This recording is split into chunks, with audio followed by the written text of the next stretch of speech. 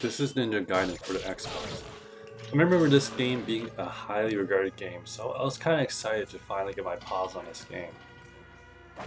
This turns out to be a hack and slash kind of game, like in the veins of God of War for the PlayStation 2, which is a type of game I am not really a fan of.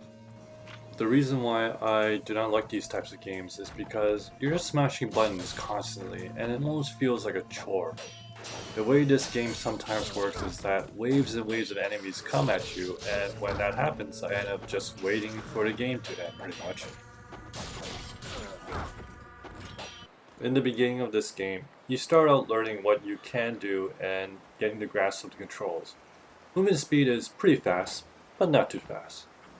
You cannot control your camera angles, but the game does a good job of it most of the time.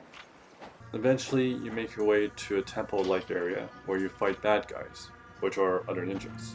From what I can see, the game only allows a maximum of 3 enemies on the screen at once.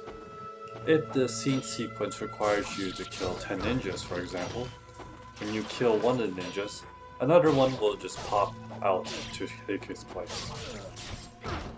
I find this funny. It's kind of like 7 of the ninjas are just hiding somewhere in the ceiling, waiting for one of their friends to die in order to take its place. At the end of the level, you face off against the boss, and I couldn't beat him. In terms of graphics, the game looks pretty good and runs pretty smoothly. The sound of this game is fine, but there is this background music that doesn't seem to change. Overall, not really my type of game. I don't have much else to say about it. I give it a 6.5 out of 10.